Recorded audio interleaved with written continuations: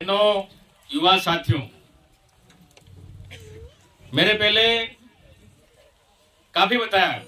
उधर हमारा गोविंद जी कोटेड़ और बैठे हैं चश्मा लगा के, पीछे बैठे।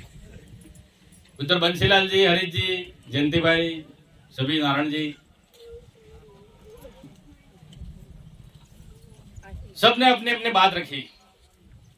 लेकिन वास्तव में जो कांग्रेस ने काम किया है, जो अशोक गहलोत जी ने जो काम किया है, ऐसा इतिहास में कहीं काम नहीं हुआ था। पूरे हिंदुस्तान की बात कर रहा हूं मैं खाली पाल देवल की बात नहीं कर रहा हूं। मैं पूरे हिंदुस्तान में जो काम नहीं हुआ है वो कांग्रेस सरकार ने किया है, वो अशोक गहलोत ने किया है। आपको दिख रहा है धरातल पर काम।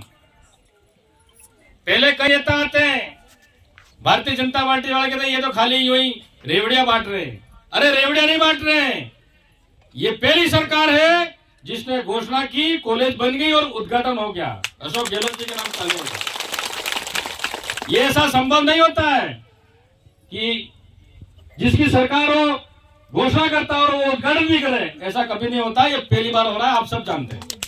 ये काम है धरातल पर कांग्रेस का, अशोक गहलोत का। 25 लाख तक का निःशुल्क इलाज। पूरा हिंदुस्तान देख रहा है कि अशोक गहलोत क्या जादूगरी कर रहा है। 25 लाख तक नो फ्री में इलाज। पहले આપણે ખેતર ગંડા મેળવું પડતું, રકમ ગંડા મેળવી પડતી, ઘણા કને વ્યાજી પૈસા લેવા પડતા। તે અમદાવાદ ગાડી કરી લઈને આપણે સોરો હોય, વહુ હોય, કોને બીમાર રહેતો, એ લઈને જવો પડતો। નાણામાં પૈસા ડૂબી જતા ને મરક બી મરી જતો। બરાબર સરકારે 1 રૂપિયો બી નહીં લીધો। ये कोई मामूली बात नहीं है, कई मोटे बात है। 10 लाख तक नो दुर्घटना बीमा योजना। केनेक दुर्घटना थकी मृत्यु थाई गई, केनेक एक सोरो है ने माँ बाप एकला ही मने कोण जोएगा।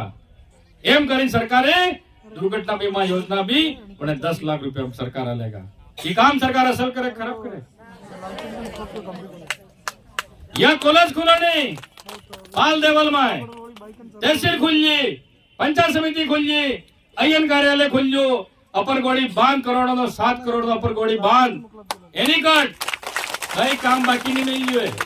अशोक गहलोत साहब कहो मांगते मांगते थकी जो मु आलते आलते नहीं थको न, वास्तव में सही न। मैं जी भी मांगजू सब आइयो,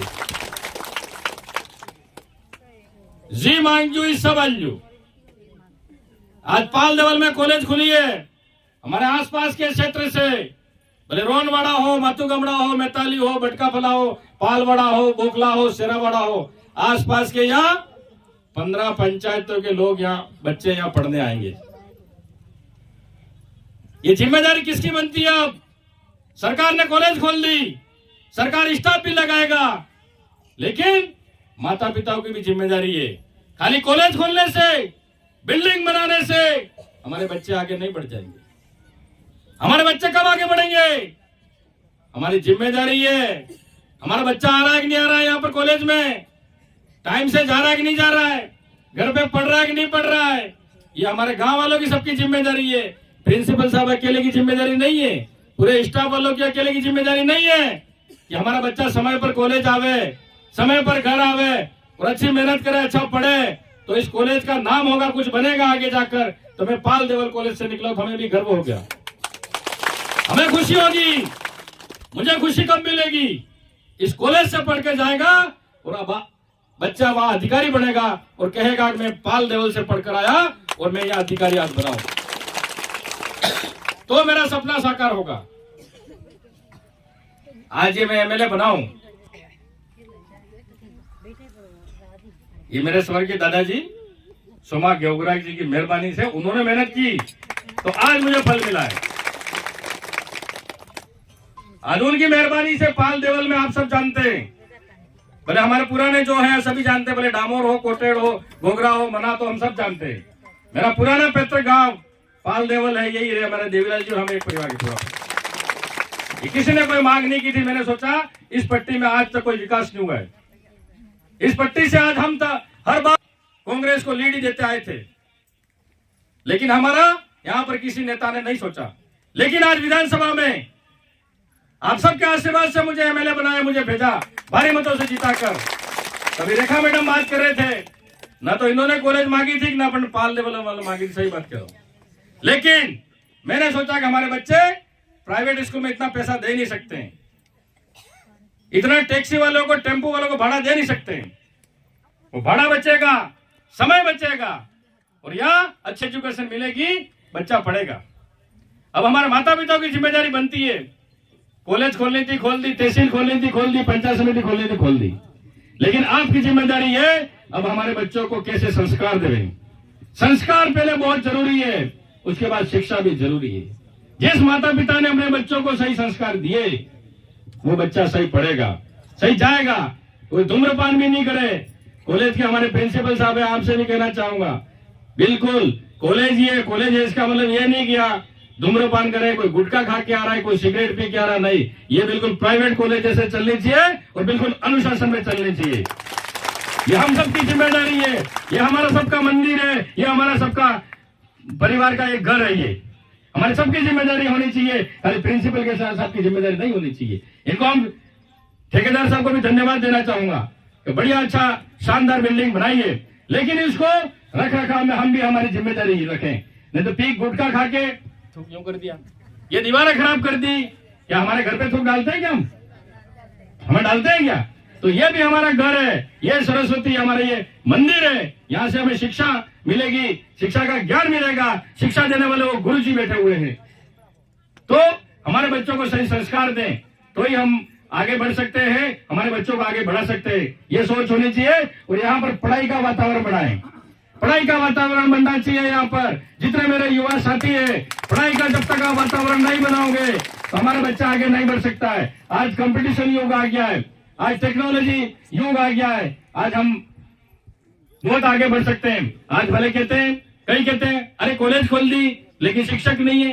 अरे भाई धीरे धीरे कॉलेज खोल लीजिए, शिक्षक भी आएंगे। और विद्या संबल में सरकार ने कह दिया विद्या संबल में लगाने को, क्यों भाई प्रिंसिपल साहब जरूरत तो नहीं कह रहा हूँ। हाँ, विद्या संबल में लगाने को जो हमारे बैठे हैं पीएचडी करके, जो नेट सेलेक्ट करके बैठे, जो हमारी लगी है अभी, तो इनको भी रोजगार मिल रहा है। तो इस तरह से सरकार कोई कमी नहीं रख रही है, लेकिन कोई जानबूझ के उनका मुद्दा बनाना चाहता है, जानबूझ के हमारे बच्चों को भटकाना चाहता है, जानबूझ के चलो हम वहां चलते, चलो हम वहां चलते, फालतू अपना समय खराब नहीं करें। युवा साथियों से विशेष मैं आग्रह करना चाहता हूं, एक एक मिनट हमारे लिए बहुत कीमती है। ये समय वापस दोबारा आने वाला नहीं है। जो आज ये 12-1 बजी है वो कल की 12-1 बजेगी, आज की गई। तो आप समय बिल्कुल खराब नहीं करें। गुरुजी नहीं है, शिक्षक नहीं है। अरे महाभारत में एकलव्य का कोई गुरु था क्या? एकलव्य का गुरु था क्या? आज टेक्नोलॉजी मोबाइल है, आपके पास सभी आ जाता है। उस मोबाइल में कौन सा सब्जेक्ट पढ़ना है, क्या सवाल पूछना है, सब उत्तर आ जाता है। और आज के बाद सबके पास मोबाइल है, लेकिन जिसको पढ़ना नहीं है वो बहाना बनाते हैं। अरे मेरे पिताजी यहाँ से उदयपुर पढ़ने गए, देवलाल जी यहाँ से उदयपुर पढ़ने गए, पैदल पढ़ने गए। आप कह रहे हो हमें सुविधा नहीं है, आज घर घर लाइट भी है। पहले लाइट करना पड़ गया, पहले समझने में पड़ गया, पहला भी अधिकारी बड़ी पास रिटर्न था जाए। लेकिन जिसको पढ़ना है पढ़ेगा, जिसको बहाना बनाना है वो बहाना बनाते रहेगा। महाभारत में गुरु द्रोणाचार्य का शिष्य था प्रिय अर्जुन। उन्होंने वादा किया था कि अर्जुन तुझे दुनिया का सर्वश्रेष्ठ धनुर्धर बनाऊंगा। ये वचन दिया था किसने? गुरु द्रोणाचार्य ने। वो जो एकलव्य भील था, उसको शिक्षा का अधिकार नहीं था, उसको पढ़ने का अधिकार नहीं था, लिखने का अधिकार नहीं था, धनुर्विद्या का अधिकार नहीं था। खाली यहाँ पर क्षत्रिय बच्चे ही, राजकुमार की जो राजाओं के बच्चे हैं राजकुमार, वही धनुर्विद्या सीख सकते हैं। इसके अलावा दलित आदिवासी नहीं सीख सकते। उसमें ललक थी, जुनून थी एकलव्य में। उस एकलव्य ने सोचा कि अब क्या करूं, मुझे गुरुजी ने मना कर दिया भाई तू अछूत है, तुझे शिक्षा नहीं दूंगा। उसने गुरु द्रोणाचार्य की मिट्टी की मूर्ति बनाई जंगल में, और अभ्यास किया, उसको गुरु माना। और वो देखता छुप के दूर से कि क्या सिखा रहे, कैसे है। तो एक दिन तो अभ्यास कर रहा था एकलव्य, कुत्ता भोंकता भोंकता गया। वो बार बार उसके निशानों को साध रहा था, इधर कुत्ता बार बार भौंक रहा था। उसके मार्ग में बाधा बन रहा था कुत्ता, तो उसने एकलव्य ने ऐसे बाण छोड़े, कुत्ते का मुंह बंद कर दिया, बिना खून निकले ऐसे शब्द में दी बाण छोड़े तो वगर खून भी नहीं निकल, कुतरा ने पूरा मुड़ा में पूरा हज्जा गल दिया। यह था एकलव्य। फिर वो कुत्ता गया वहां गुरु द्रोणाचार्य के पास और वो शिष्य थे, सब आश्चर्य हो गए, अरे ये कौन धनुर्धर पैदा हो गया। जब अर्जुन भी ऐसा नहीं कर सकता था तो ये किसने कुत्ते का मुंह बंद कर दिया, ऐसा धनुर्धर कौन है, चलो देखते हैं। तो ये सब गए गुरु और अर्जुन और पूरे जो भी थे, तो उन्होंने सोचा भाई कौन हो आप। उसने अपना परिचय दिया, मैं निषाद राज का बेटा हूं, जो भी है भील हूं। उसने कहा तुम्हारा गुरु कौन है, शिक्षा किसने दी, गुरु जी आपने ही दी। उसने मना किया नहीं मैंने नहीं दी, मैंने आपके मूर्ति बनाकर आपसे मैंने शिक्षा ली है। तो उस गुरु ने अर्जुन से आगे निकल जाएगा, यूं करके दाहिने हाथ का अंगूठा मांगा गुरु दक्षिणा में। हालांकि गुरु दक्षिणा मांगने का अधिकार नहीं था गुरु द्रोणाचार्य का, उन्होंने शिक्षा भी नहीं दी थी, लेकिन मिट्टी की मूर्ति बनाई, फिर भी गुरु दक्षिणा में दाहिने हाथ का अंगूठा दिया। तब से आज तक आदिवासी 2 उंगलियों से तीर चलाता है, और आधुनिक जो कंपाउंड जो धनुष है वो भी आज 2 उंगली से चला रहे। आज इंटरनेशनल नेशनल में भी अंगूठे का प्रयोग नहीं कर रहे, इस 2 उंगलियों से आज भी तीर मार रहे हैं। तो मैं यही कहना चाहता हूं युवा साथियों से, जब वो एकलव्य इतना कर सकता है, आपके पास इतनी सुविधा है, घर पे लाइट है, लाइब्रेरी है, कॉलेज है, फिर आप क्यों नहीं पढ़ सकते हो। लेकिन हमको बहाना बनाना है। इसलिए उदाहरण दे रहा हूं कि अपना समय खराब नहीं करें, पढ़ाई में ध्यान दें, एक लक्ष्य बनाएं कि मुझे आईएएस बनना है, आईपीएस बनना है, कि मुझे क्या बनना है। जब तक आपका लक्ष्य नहीं है आप कुछ नहीं कर सकते। युवा साथियों से कहना चाहता हूं, और राजस्थान की सरकार ने कई काल दीदू है, तुम्हें सब आल दीदू है। 100 यूनिट बिजली फ्री, 2000 किसानों के लिए बिजली फ्री, पेंशन तुम्हारे बढ़ावी दी थी, हर साल पेंशन बढ़ी, नौकरी वाला जिम पे एग्रीमेंट लगे के एम तुम्हारे हर साल 15% पैसा बढ़ता रहेगा। तो तुम्हारा पैसा बढ़ावना है कि घटावना है, ते बढ़ेगा केम, बढ़ेगा केम ना एम। इधर कांग्रेस आवे तो बढ़े ने, कांग्रेस ने आई हजू मिटी जाएगा। जी भी सरकार ने जी योजना है पूरी 9-10 योजना जी મળે તમે। जब आभार कहता था अशोक गहलोत તમાર ચૂલા કને પૂકી ગયા है, રવડા કને ઠેક પહેલા આવતા તમને અશોક ગેહલોત દેખાય છે, તેલ માટે અશોક ગેહલોત, દાળ માટે ગેહલોત ને શક્કર માટે भी અશોક ગેહલોત ને બજાર में પોટલી લઈને જઈને થેલી માટે भी અશોક ગેહલોત જ દેખાય। ये थैली भी अशोक गहलोत वाली देखाય સાહેબ, જે જોવે આટલો હદ તો કામ અશોક ગેહલોત સાહેબે કરી દીધું, કોંગ્રેસે કરી દીધું।